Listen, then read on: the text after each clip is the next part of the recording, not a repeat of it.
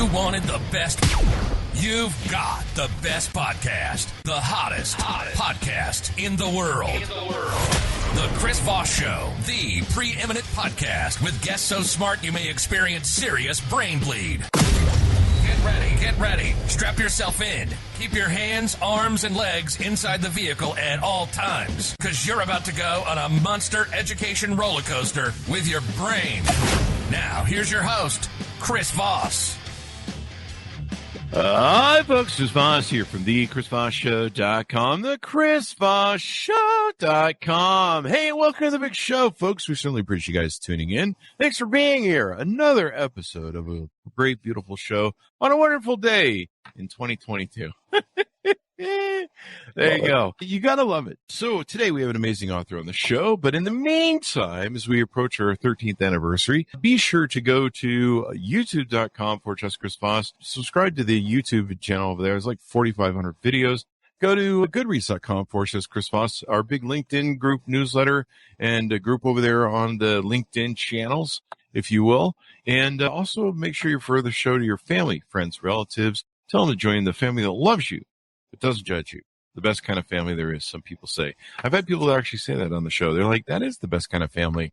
And I've often thought to myself, wonder what kind of family they have. But, you know, we've all been there. You can't choose your family. You're born with it. But you can choose the Chris Voss Show. That should be an added tagline we'll put on there. He's the author of the newest book that just came out July 2nd, 2022.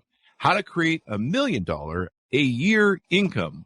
The Priceless Guide for Insurance Agents, Sales Professionals, and anyone with a big dream. We all have big dreams. Mr. Nicky Billou is on the show with us, and Mr. Perry Wong is also the author of that book, as you look it up on the interwebs to order that up. And there'll be a link on the Chris Voss Show as well. Nicky Billou, a.k.a. The Millionaire Maker, is the #1 best-selling author of 8 books, including Finish Line Thinking, How to Think and Win Like a Champion, The Thought Leader's Journey, A Fable of Life, The Power of Connecting, How to Activate Profitable Relationships by Serving Your Network, and How to Create $1 Million a Year Income, the one we just mentioned before.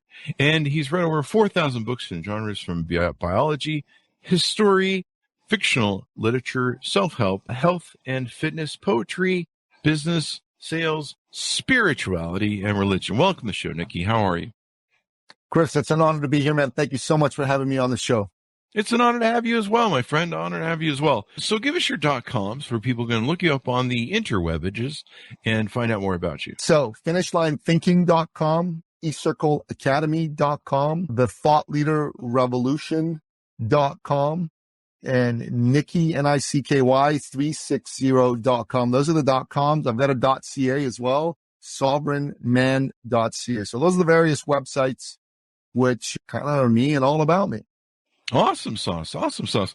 Let's lead off with your book a little bit. Give us some deets as to what this book is about. Well, you know, I've been working with an amazing client of mine. His name's Perry Wong, and Perry is the #1 insurance broker for his company in all of the country of Canada. And this is a man who has, for the past several years, and he's one of my coaching clients, been making a $1 million a year income, a 7-figure a year income.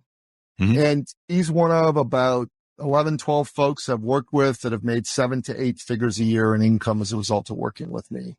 And Perry has always wanted to write a book, to share a story with people. And I love to write books. So we just got together one day and said, let's put a book together showing people, no kidding, what it takes to create a 7-figure income.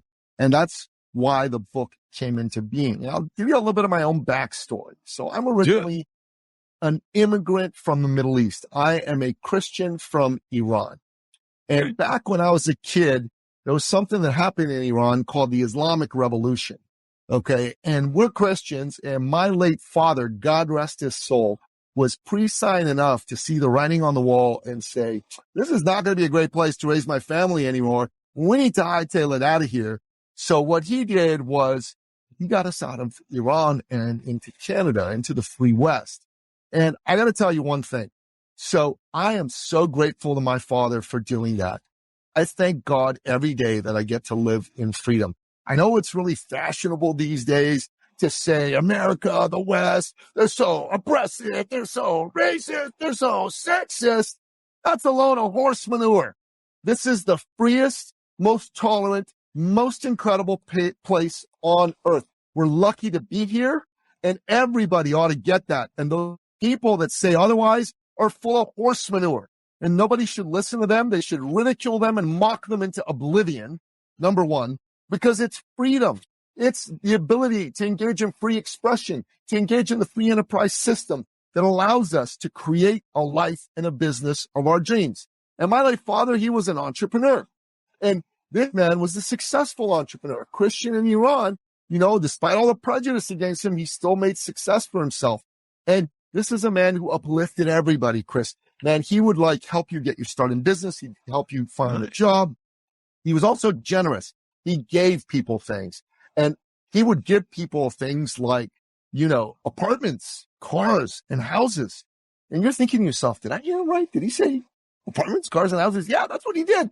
And you're like, well, who the heck would do that? Well, my father would. Why would he do that? Well, number one, he did that because he was a Christian and he felt, you know, as the Bible said, to whom much is given, much is expected from. And he believed that he had an obligation to give. But the other reason that he did is because he could. He had the financial wherewithal to be able to do that. And so me, being a young boy, I looked up to my dad. I go, I want to be just like that. I want to be an entrepreneur. So I ended up becoming an entrepreneur. And then I saw there's a lot of other entrepreneurs out there who were really good people, but they were suffering, man. They were hurting, you know. They didn't want to come across as pushy or salesy. So they would back off. They didn't want to come across like they had commission breath. You know what I'm saying? So they'd back off and they wouldn't go out there and make the sales that they should. This would hurt them in their business, but also hurt their potential clients because those potential clients wouldn't get to work with these good people. And they ended up working with some charlatan marketer who sold them sizzle and no steak. And so I saw this and I thought, wow, these people they don't want to sell, right? They think sales is a dirty word. And I go, let's help them reframe that. Let's help them not look at it as selling. Let's help them look at it as serving. Because nobody wants to be sold. You don't want to be sold. I don't want to be sold. But everybody wants to be served by caring advocates. So I've been in the business of helping people, you know, over time reframe how they look at things from selling to serving and helping them to really stand out by having a really dialed in message. So they sound different. They don't sound like everybody else. If you ask them what makes you different, they don't say something like, I give great service. You know what I mean?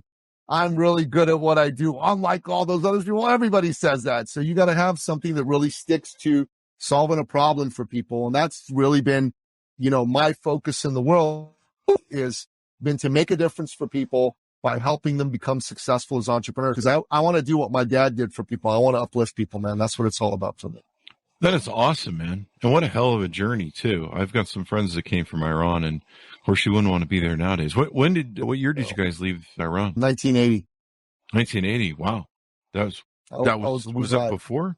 Was that during the It was right at the end of the revolution. Yeah. It was the revolution. Oh, wow. It happened in 79. The Shah left Iran in February 79. And then by 1980, it was obvious this wasn't going to be a great place for us to continue to be in. So we left.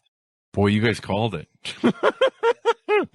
That's one of those things. I have a few friends that left Iran, and yeah, they love their life here, and I think they still have family in Iran. But it's sad. You know, the people there. You look at them and you realize that the people are a victim to a repressive government.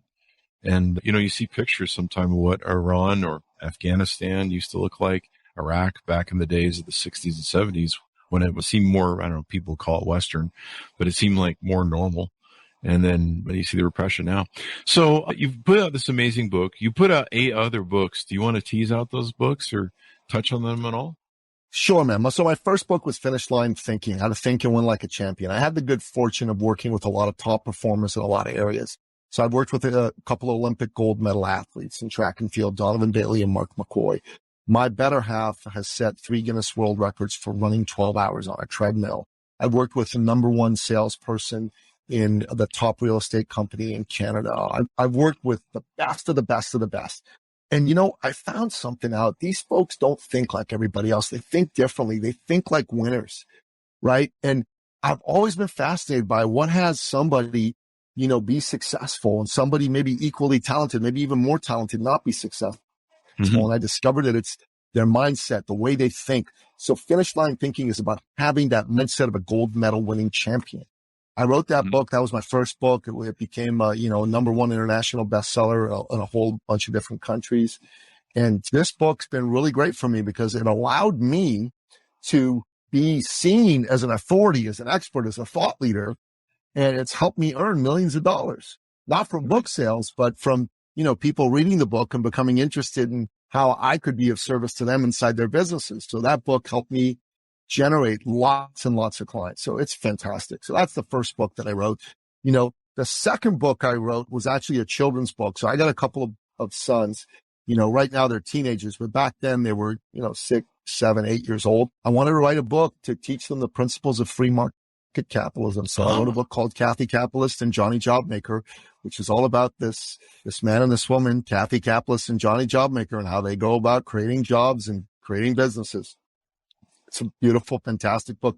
Anybody who has little kids and believes in free enterprise should buy a copy of this book and read it to their kids as bedtime reading at night. That is awesome. Yeah, if I had kids, I would have taught them entrepreneurism. I would have been like, you will have a business by 8 or 10. I had my little lawnmower business when I was, I think 7, 8, 9. And then by 10, I was doing my own paper delivery routes, had my own route. And of course, I was still doing the lawn business on the side. I think, teaching entrepreneurism is just so important, especially to kids at an early age, where they start that mindset of self-accountability and then being empowered to have control of their life, where they're not just sitting around going, hope someone gets me a job. Exactly. Hi, folks. Here's Voss here with a little station break. Hope you're enjoying the show so far. We'll resume here in a second. I'd like to invite you to come to my coaching, speaking, and training courses website. You can also see our new podcast over there at chrisvossleadershipinstitute.com.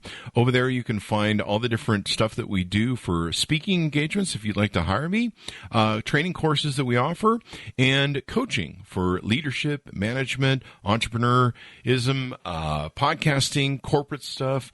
With over 35 years of experience in business and running companies as CEO, I think I can offer a wonderful breadth of information and knowledge to you, or anyone that you want to invite me to for your company. Thanks for tuning in. We certainly appreciate you listening to the show, and be sure to check out chrisvossleadershipinstitute.com. Now back to the show. So I think that's a beautiful thing. Do you want to touch on some of the other books? Sure. And then I wrote a book called The Thought Leader's Journey, a fable of life, and it's told in the form of a fable, just like Og Mandino's great books, like The Greatest Salesman in the World. And it's a fable about a fellow named Paolo who works in a big company. He doesn't want to, but he's too scared to go out there and take the leap into entrepreneurship. And this is the story of how he goes about doing that and all the principles and lessons that are important. So it's a cool book, really does a really good job of showing you how you can build your own expert thought leader type business. Oh, wow. Then, yeah, it's pretty cool. And then after that, I wrote another book called, Power of Connecting, How to Activate Profitable Relationships by Serving Your Network. I wrote that with Kai Bjorn. Kai is the country director for BNI Canada. He's a former world champion sailor. And so this was a cool book that we wrote together. Then a political book with Wayne Allen Root, who was a 2008 candidate for vice president for the Libertarian Party. And it's called The Great Patriot Protest and Boycott Book, a priceless book for Christians, conservatives, and Trump warriors on how to cancel culture. It's a pretty cool book. That's actually my best-selling book to date. And then my latest book, How to Create $1 Million a Year Income. Nice. So you coach a lot of people too as well. I do. Do you want to talk about your coaching business? Yeah. So, I typically work with entrepreneurs, and one of the key areas of focus for us is working with folks who are coaches, consultants, corporate trainers, authors, speakers, people who have an expertise. And one of the problems a lot of these folks have is they don't like to sell. They're worried about coming across as pushy and salesy.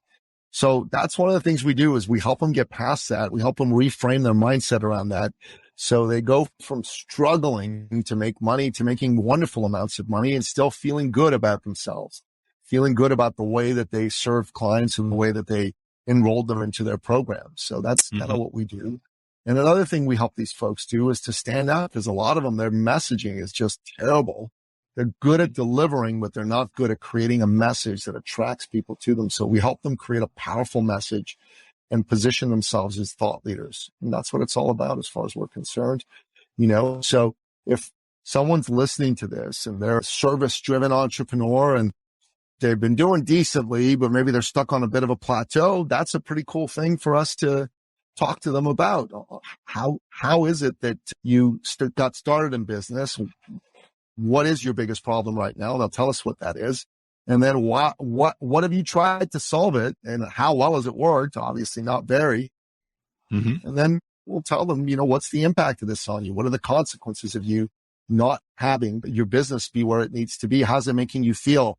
Is it having an impact on your relationship with your significant other, with your wife, with your husband? What's it doing to your ability to fulfill your dreams? Are you able to buy your dream home, or have you had to put it off? Do you have to rent rather than own? All that stuff. So we help them get clear on what the consequences of not living their dream life are. And then we put them in a place where, so are you ready to do something about it? Or do you want to keep paying these consequences? That is how we help people. Awesome sauce. That's pretty brilliant. And then you have a podcast too. Tell us a little bit about that. I'm looking at the podcast site right now, and there's a lot of great people you've interviewed on it. I think I'll be on it next week, I think. Yeah, absolutely. So we interview thought leaders. We interview people who are, experts, top people inside their field. And the purpose of the podcast is to learn from these folks, from their backstory and their experience, how they went from tragic to magic, how they created a wonderful business for themselves. And then we want our listeners to listen to them, to learn from them, and to use what they learn inside their own business. And then we do 2 episodes a week. One's an interview, and then the second one is me just doing a solo episode. And that solo episode, I basically take a nugget in business that could be helpful to those folks. So one of the nuggets is take the attention off you, put the attention on your client. So we talk about that all the time, right? Other nugget is, make sure that you're clear about who you help, clear about the problem you solve. Don't try to be all things to all people, those sorts of things. So that's what we put on the podcast, and folks listen to it because they want to get value and they want to use it to become more successful instead of what they do. It's awesome stuff. I'm going through some of the guests you have, and I recognize some of them. Here's Alex and Filippo from Podmatch. Yeah, we use this service, pay for it every month. It's a great service. And then a lot of other good people on how to make money and be successful. And you've been doing this for 20 years now, correct? The podcast, or just everything you do. Yeah. The podcast everything. Been on since 2016. Oh wow. Yeah. And 400 episodes, almost. I think you're almost to 400. Yeah. I see there, 396, 392. You're almost to 400. Congratulations. We're getting there, man. Thank you. Isn't it amazing how, when you first start, I remember when we first started the podcast, the Chris Voss Show, and I was like, put up a post, put up another post. Okay, there's 3 up there. Yeah. And you're like, we got to make some content. And now you look back and you're just like, I can't feel my legs. What the hell happened? Thousands of pieces of content out there, and you just looks at it and grows, and you're just like, wow. I mean, I'm tired. I want to go take a nap. That was so much work. Yeah, brother. Amen. That's pretty Amen. Great. What are some other things maybe we haven't covered about you so that people can get to know you better? Well, I'll tell you a couple stories of some of the folks I've worked with, because, for me, I think it's more important to talk about other people, because I think one of my mentors told me once that life isn't a numbers game. Life is a people game, and business isn't a numbers game. Business is a people game. You got to be there to help the people. After all, what is business? Business is about solving an acute problem for somebody for profit, but you got to solve the problem for a human being, and to me, that's important. So less talk about me, more talk about the people. So I'll tell you a couple stories. A while ago, we had a lady was the country director for one of the major personal development organizations that was a global organization, been around since the late 60s. And she brought on somebody to be her partner. And this fella and her just, it didn't work. And she ended up leaving, not him. And she was floundering for about 18 months. She came, started working with us. We helped her narrow her niche. We helped her get really clear on her message, on who she wanted to help and how to do it. And once we did that, she started to make money. In her first month, she made 10 grand in profit. In her second month, she made 12 grand in profit. And in her third month, she made 18 grand in profit.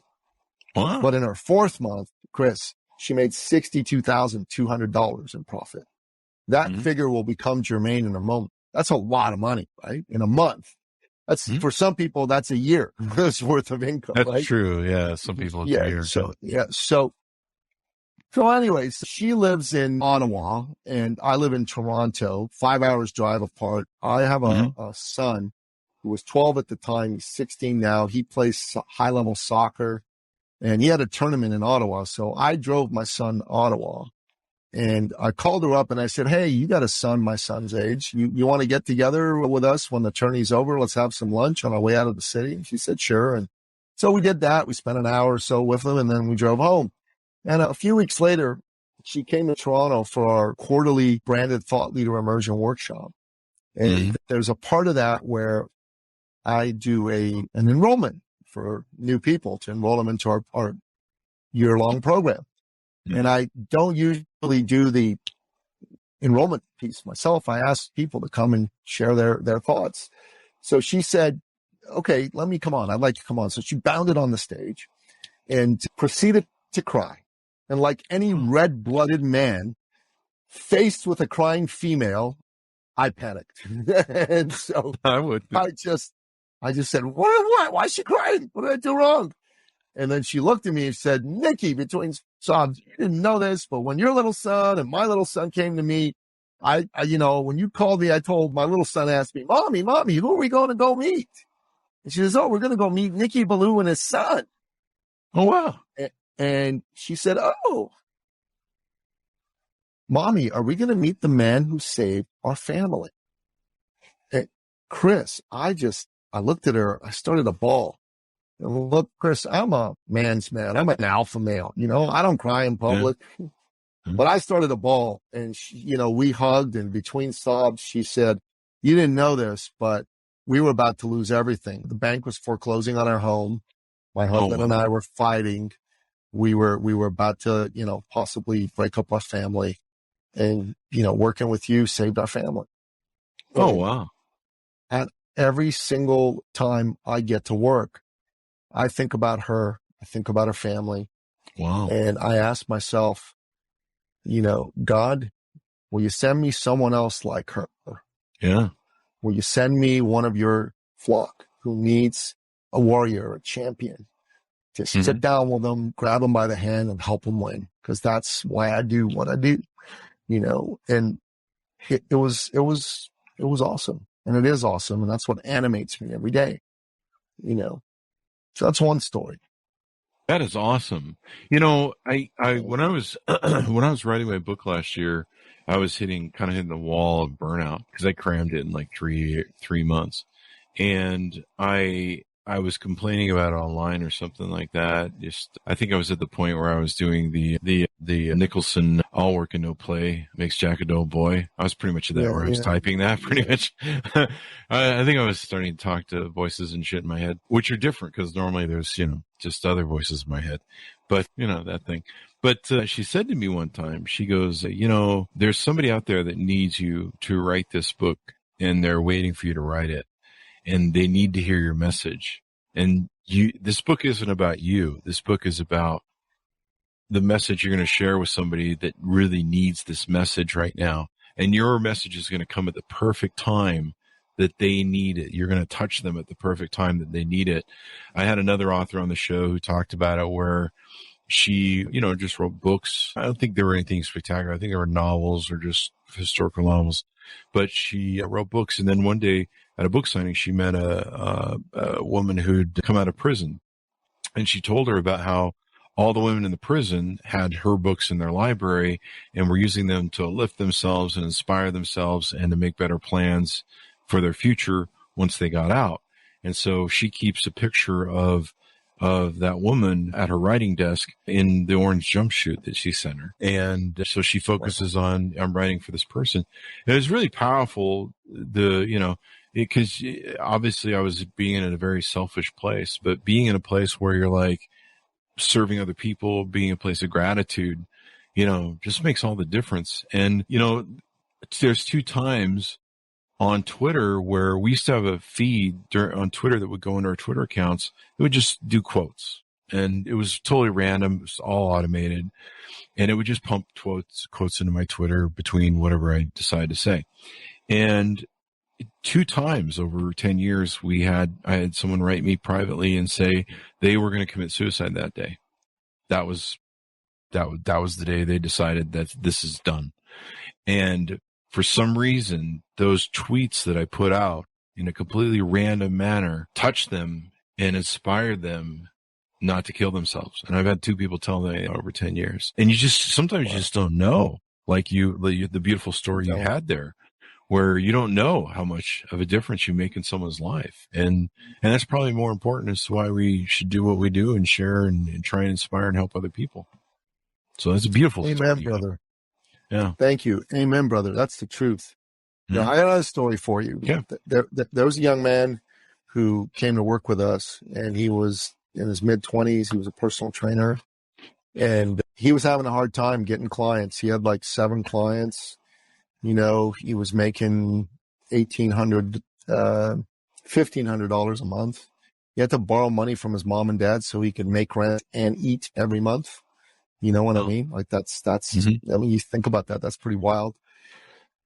So he started to work with us and said to him, look, man, who do you work with? And he goes, I'll work with anybody. And that's the worst thing you can say in business. I'll work with anybody. That basically means you have no value and nobody wants you. Exactly. He said, look, you got to go figure out, you got to narrow your niche. Right? So he's like, okay, I'll start working with doctors. Doctors are great. The only reason he picked doctors is because they had money. And obviously that was not compelling to doctors. So he didn't really do too well with that. So then he said, okay, I'll narrow my niche even more. I'll work with cardiologists. Yeah. Well, that didn't work out. And then all of a sudden he started working with this one dude who was a Paralympian. He had a childhood accident and his leg had been cut off when he was a little boy. And he came to me and he said, oh my God, I love working with this guy. He says he really needs me, and I'm really moved by helping him. It's like an honor to work with him. And wow. Anyways, long story short is he said, I think I want to work with people with missing limbs. And I'm like, okay. Nobody went after people with missing limbs. It wasn't like a big market for personal trainers and so forth, right? Yeah. And we're talking about people who'd had childhood accidents, people who'd been born without a limb, people who had served in the military and, been wounded in combat, like that kind of person, right? Yeah. Forgotten people. And bro, he signed up 400 clients in 6 weeks. Oh, wow. 400. He couldn't do one-on-one training anymore with that many clients. Obviously he had to on the fly come up with some sort of online, whatever program. And he went from making $1,500 a month to making $15,000 a month. Wow. And more, and 20 and 30. And why? Why? Because he came from his heart and wanted to genuinely serve people that needed him. And his message to this particular group of people was, I'm going to train you hard. You are going to work out. You are going to be like a physical beast. You can work out just as hard as anybody else. There's no reason why you can't. And you imagine if someone had a missing limb, put yourself in their metaphorical shoes. They probably are, feeling a little down on themselves. They probably are thinking that their life can't be as good, as rich as someone who has all their limbs. They definitely can't work out hard like someone who has all their limbs. Yeah. And they probably are beating themselves up unknowingly or maybe even knowingly. It's a horrible thing, right? Yeah. And this man's message to them on the surface of it was, I'm going to train you. We're going to work out. But the deeper message was, I love you. You're awesome. And you're a badass. And I'm not going to let you forget it. Wow. And Chris, like, that's how come this guy just made a crap load of money, That's the thing I love about being an entrepreneur. You solve a problem, you fix something, and you create something. And sometimes you're just solving your own problem where you're just like, this paperclip doesn't work right. This could be designed better. I can think of a better way. You're always making the widget better. In service, you're doing something like what you talked about. And, let me ask you this, because you kind of given me the epiphany that, when we're acting in the service of others, when we can enact that passion for something that really motivates us to help other people. Because, a lot of people will be like, hey, I want to be an entrepreneur. Okay, what do you want to do? I don't know. I just want to be an entrepreneur. Why? So you can make money. Well, that's not really, it's not really how it works. You gotta serve people. You gotta come up with the concept. You gotta sell something, and you gotta kind of find whatever it is you're good at that people will buy, product or service. But I think when you find something that has that power behind it, of your passion, of wanting to really help people, that makes all the difference in the world. When I had my companies, I talked about this. When I had my companies, I was just an investor. I wasn't interested in like, I didn't have a love for a career company. I didn't have a love for a mortgage company. I love the white collar aspect of it, but I looked at everything as an investor. And as we built our empire of companies, I really had a hard time with motivation and just because I didn't love what I did.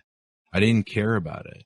I'm just like, it's a business that makes a profit. It was a widget. It was a product. I just didn't give a shit about it. A lot of entrepreneurs, God bless them, they find a business they love and they love it and they build it, and that's their child. And mine were children to me, but I didn't love them.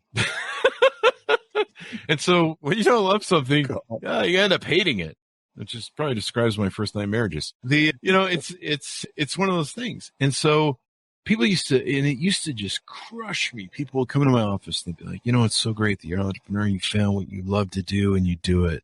And I'm like, I don't fucking love any of this. And then people would say to me, well, what do you love to do? And I'm like, you know what? I don't have a fucking clue. How sad is that I make all this money and have all this success, whatever. And I'm unhappy, miserable, and everyone hates me. No matter the more money I make, the more people hate me, pretty much. And yeah, it was just a horrible place to be. And, trying to search for something that I really loved and enjoyed, serving and helping other people. So I think, from what you've talked about with your stories, is when you can really, especially with that gentleman who helped people with limbs, when you can really help people and your passion, that comes out of you, you're not just sitting there going, I want to make a buck, and people can feel that. They can be inspired by that, and you can really touch people in a way that you can't otherwise touch. 100%, man. 100%. Yeah. Like I said, like my mentor said, this is a people game. It's not a numbers game. It's not a money game. It's a people game. And if you look at it that way, you'll be a lot more fulfilled. Listen, I understand being an investor and just putting your money in and wanting to get a return. That's cool. And there's aspects to being an investor. It can be fun. You can have a lot of passion for, creating something good and success for yourself and your family and jobs and all that jazz. I just think that it's so much more fulfilling, man, if you tie it to a purpose bigger than self. Because if your purpose is, I want to make money for me and mine, it ain't enough, man. It ain't enough. It's not going to drive you forever. It's going to make you miserable, like you said, and you're going to hate yourself and other people are going to hate you and all that jazz. But if you're doing something because it's a good idea, it's a beautiful thing. It's totally beautiful. So I'll tell you another story. I had this client, right? His name's Steve. Steve's a relationship coach for men, right? And he specialized in working with dudes in distress who's like wives that said, bye-bye. Get out of here.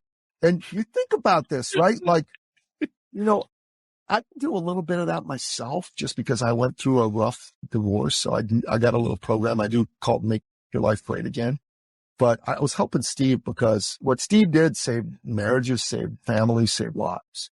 But Steve was nervous about charging what he was worth. So he charged this ridiculously low amount of money, like $90 for an hour and a half session. So I like said, Steve, man, look, you're saving lives, man. You got to charge based on the value of the solution. How much is it worth to save a marriage? Well, the average marriage in the United States cost $150,000. The average divorce, excuse me, $150,000. Is that true? $150,000. Wow. And on top of that, there's all the emotional distress on you, on your kids. And that's, you can't put a number on that, right? You can't. Especially when you run into parental alienation, which happens a lot. Oh, it's huge. And the kids are kept from the dad. Yeah. No, it's messed up, man. I run a men's organization, bro. sovereignmen.ca. That's why I told you about that. Look, I'm all about serving the men. And in fact, when you and I are done, I got to grab a quick bite, and then we're doing a Zoom call tonight with the men. So the deal is that Steve undercharged. So I made him double his prices immediately. And that was still not enough. So I made him double them again. Okay. A funny thing happened.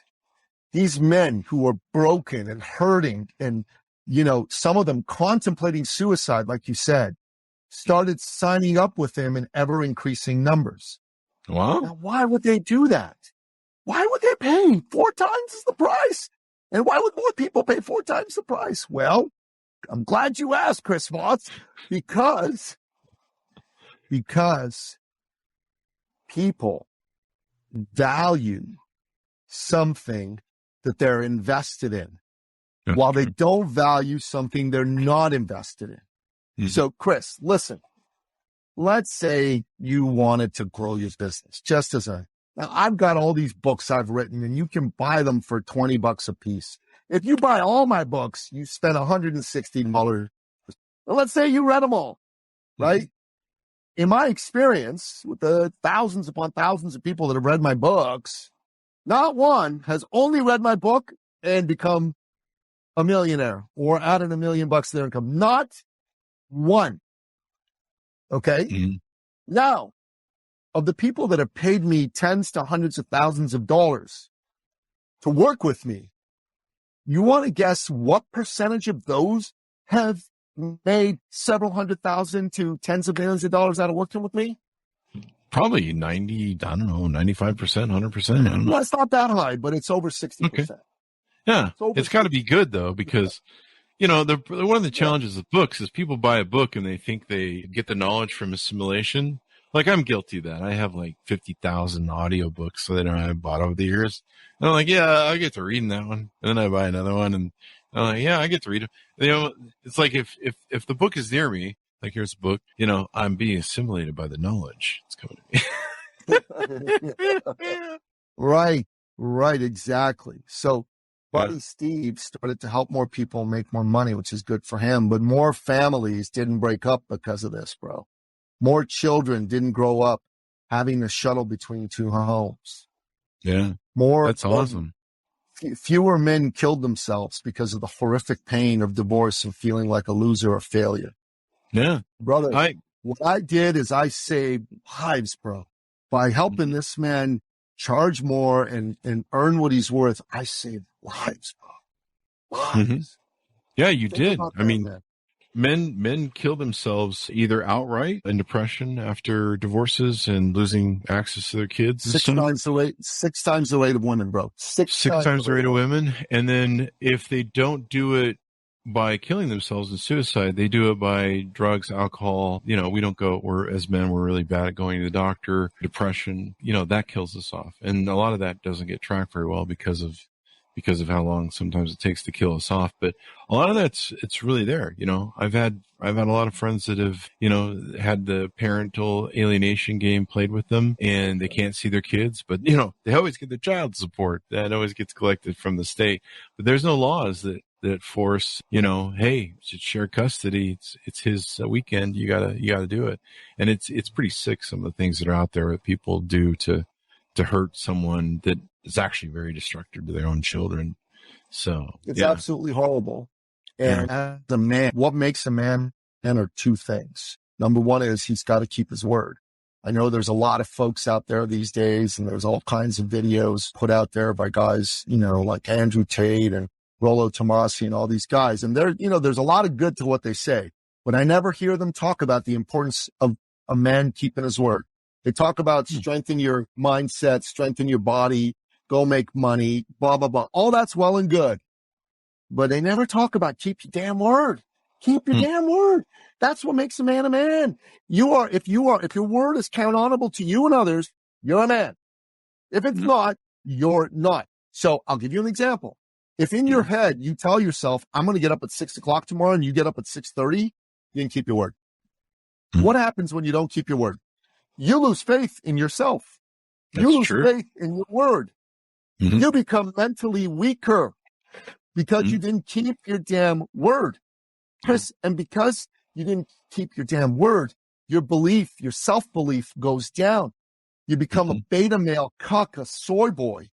And you may have like big dreams to say, oh, I'm going to be a multimillionaire. I don't believe that anymore. You don't believe that because you didn't believe yourself when you said 6:00 and you did 6:30. Or when you told that person you were going to be there at 8 and you were there at 8:15. You don't believe yourself anymore. Or if you were no-show to the meeting entirely, you got to fix all those and you got to keep your word. So to me, the number one thing I teach men is keep your word. Definitely. That's definitely. it. What's keep your word. the website for that again? Sovereignman.ca. Sovereignman.ca.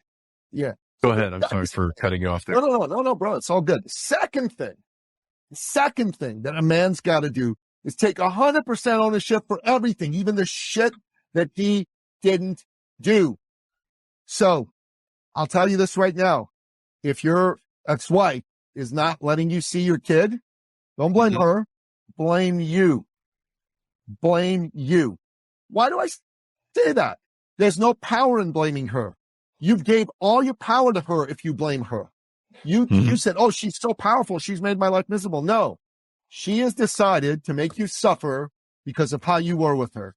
Like it or not, that's a fact. She's decided to make you suffer. Okay? Now, you can squawk about it and blame her and go, what an evil, horrible person she is. Okay? If I tell you the story of what happened in my, separation, divorce initially, which I'm not going to do right now, you'd be horrified. Horrified. Wow. Yeah. But I turned that crap around, and right now, me and my ex have a great relationship. She came on vacation with me and the kids and my new lady twice. Oh, wow. Wow. So think about that, right? Now, would it have been better if we didn't break up? Absolutely. I fought hard to keep us together, but she didn't want to stay together. And at some point, you know what? You got to accept no for an answer. You know what I'm saying? But the fact of the matter is, you got to take ownership for that.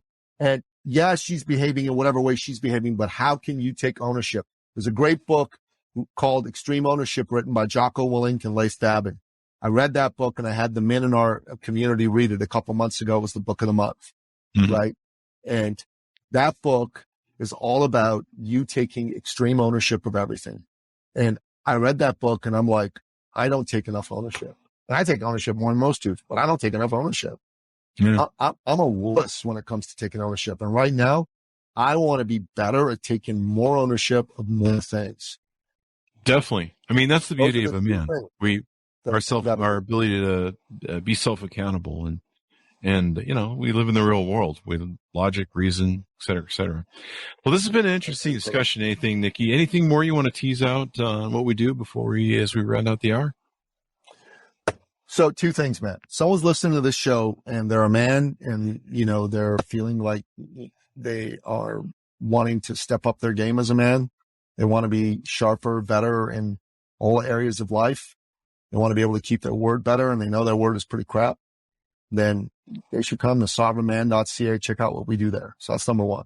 Number two, if you're a business owner and your business right now is not where you want it to be, and you need to be honest with yourself about that, and you want to change that, you should go to my website, eCircleacademy.com, and click on the Book of Success call button. Do it. Don't think about it. Just do it. Jump on a call and say, Nicky, my business ain't where I want it to be. How can I fix it? And we're going to have an honest conversation about how to do that. That's it. There you go. Awesome sauce. Awesome sauce. I definitely love the silver men thing, especially. You know, there's so many, the last couple of generations, I was fortunate to be raised by an alpha father. And so many of these last two generations have been really weakened. And, you know, I see the simps that are out there that, you know, they like every woman's post on Instagram or whatever. And they're sending them money and DMs and, you know, their eyes of OnlyFans. And I'm just like, and they think that somehow that will work for them, you know. And I grew up in an age where you go cold contact with a woman and walk up to her and pitch her and hit on her and get her phone number. And, you know, you dealt with rejection sometimes, but if you were good, if you had good game, you get it. And so I just don't understand sending a woman, you know, 50 million DMs every day. Like, I'm just like, what the hell are you doing? Like, close, you know, and, you know, take her on a date. You should definitely do that, honestly. But basically, if you're the kind of man who hasn't got what it takes to go approach a woman who's scared or nervous, my advice to you is stop trying to date. Start becoming a man of substance and value, right? Andrew Tate talks about a man's got to be a man of value. I 100% agree with him on that. The number one thing that makes you a man of value to yourself is you give your word, you keep your word. Give your word, you keep your word. Get good at that. You get good at giving your word and keeping your word. You'll get good at making money. You'll get good at making things happen and being successful. Yeah. And women, the laws of hypergamy state that women appreciate winners. They appreciate alpha men. They don't want nice simps. So when a woman is around a man who keeps his word, he doesn't have to open his mouth. He doesn't have to be good looking. He doesn't have to be fit with rock hard abs. He could be old and fat. I knew this dude back when I was in my 20s. And in my 20s, I was a physical beast. You know, I was ripped, but I didn't have all that much confidence in myself. And this dude, Ron, he had mondo confidence in himself. He was old, fat, and bald. And this was a man who always kept his word. Zero exceptions. I'm telling you, there were like the young and beautiful women, and he was the manager of the mailroom or whatever, the director of all that. There'd be women like, because I was a low level dude and I'd go in the mailroom and, you know, him and I would chat, and I'd see these young hotties, okay, that I just would look at him and I'd just get nervous and scared because I wanted to approach him and I didn't have the balls to do it back then. And they would just go to him and they would just like, they were trying to like get him to take them to bed. Like he was a married man. He wasn't going to do that. Right. But like, it was hilarious watching them throw themselves at this old, fat, confident, bald man, you know, and women have an innate ability to sense value, and men don't realize that. They really don't. And women see, when women see a man walk into a room, they measure him up almost immediately. And they know whether he's valuable, whether he's confident, whether he can command a room. They have an innate ability to sense that, whether they even realize it or not. And men don't realize that. And when you're simping and sending 15 messages a day to a woman, you know, some girl in Miami or something that, you know, you're never going to be able to date her, you know, you're just wasting your time. So, listen, man, I'm 55 years old. I'm in a wonderful committed relationship with a beautiful lady, right? But if I were single right now, I'm telling you, I'd do a lot better than the 20-year-old version and the 25-year-old version of me ever would. And it's pretty nice. It's like a culture out here. Yeah, not for that reason, but I'm just saying I would be doing better because I don't care, and I just go and do my thing. You know what I mean? And if a female liked it, great, and if she didn't, great. Yeah. Like I just know, I look at myself now. I don't want to be single. I love my woman. I love being with her, but I just like, I look at these young dudes and how they act, and I go, dude, you know what you're doing there. Yeah. They got to go through it. That's who I was. I was a man who lacked confidence in himself as a man when I was in my 20s. I just did. Yeah. You know, it's really easy to stand out too. Man. Yeah. I dated because, you know, I still took action. And I was like a fit, good looking young man, but that dude was just, and he is 10 times the man most of the young men today are. And that's sad. Honestly. Being able to play Dark Triad traits helps as well. So fun is fun, man. It's been wonderful to have you on the show, Nicky.